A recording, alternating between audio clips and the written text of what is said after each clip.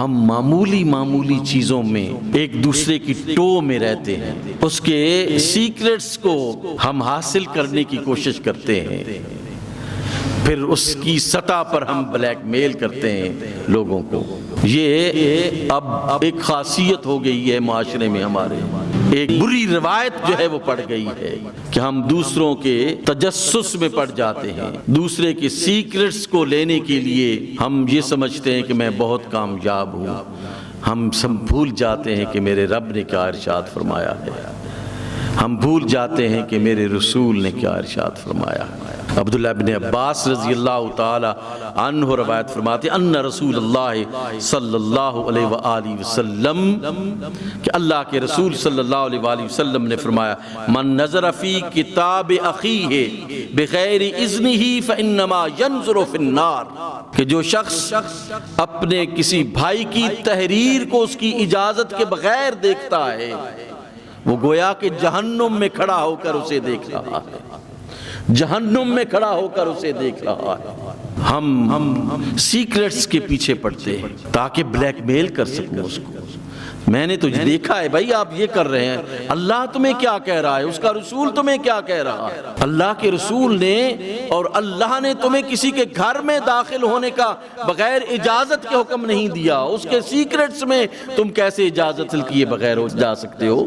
کس قانون اور ضابطے کے تحت، کس اخلاقی قانون کے تحت، کس جو ہے وہ اسلامی قانون کے تحت تم ایسا کرتے ہو؟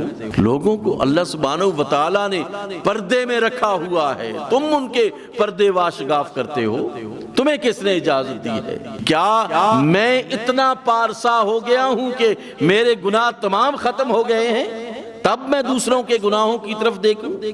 میں اتنا اچھا ہو گیا ہوں کہ میں نے کبھی کوئی بری بات نہیں کی اس لیے مجھے دوسروں کے سیکرٹس کو دیکھنا چاہیے؟ اللہ نے آپ کی ڈیوٹی نہیں لگائی۔ ہاں، اولاد اگر غلط روش کی طرف جا رہی ہے تو آپ پر فرض ہے اس کی درست تربیت کریں، ان کے موبائلز چیک کریں، ان کی سیکریسی کو چیک کریں، یہ آپ پر فرض ہے۔ یہ اس کا مقصد یہ نہیں ہے کہ میں یہ کہوں کہ سب کچھ جو ہے وہ آزاد ہے، جو کچھ مرضی کرے، نہیں، اللہ نے جو ہماری ڈیوٹیز لگائی ہیں ان ڈیوٹیز کے جو تقاضے ہیں ان کو پورا کرنا ہے۔ اولاد کی اچھی اور نیک تربیت، درست تربیت کرنے کے لیے دیکھیں یہ جو باپ جو نظر رکھتا ہے، ماں جو نظر رکھتی ہے، وہ کسی کے عیبوں کو واشگاف کرنے کے لیے نہیں بلکہ بچوں کی زندگیوں کو ستھرا بنانے کے لیے کرتی ہے، اجلا بنانے کے لیے کرتی ہے۔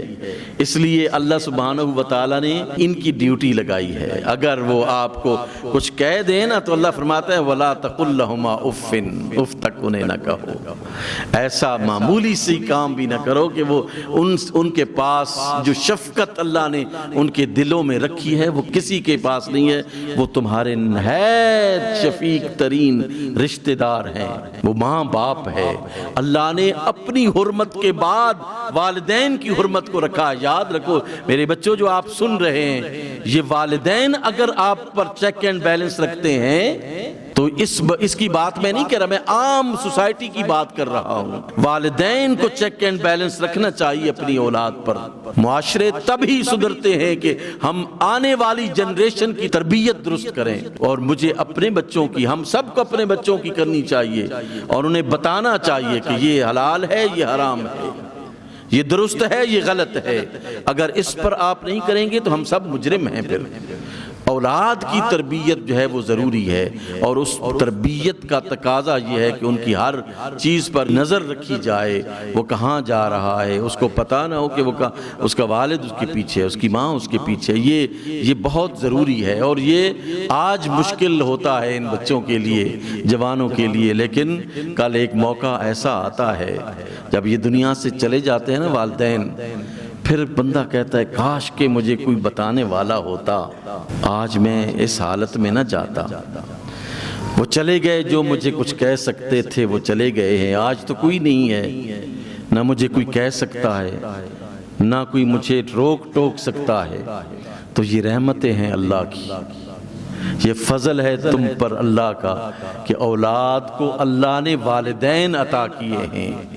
دنیا میں والدین کو جو تکلیف ہوتی ہے وہ کسی کو تکلیف نہیں ہوتی ہے۔ وہ تم ایک بڑی کرسی پر بیٹھتے ہو، تمہارے والد کو کوئی فائدہ نہیں ہوتا، لیکن سب سے خوش تمہارا والد اور تمہاری والدہ ہوتی ہے، مستقبل تمہارا اجلا ہو رہا ہوتا ہے، خوش یہ ہو رہے ہوتے، اپنی جمع پونجی، اپنی راتوں کے سب کچھ محنتیں لگا کر وہ تمہیں کرتے آگے آگے آگے لے جانے کے لیے کوشش کرتے ہیں۔ اس وجہ سے ان کی باتوں کو کبھی، یہ اگر آپ کی سیکریسی کو دیکھیں بھی تو اللہ نے ان کو حکم دیا ہے تمہیں درست رکھنے کا۔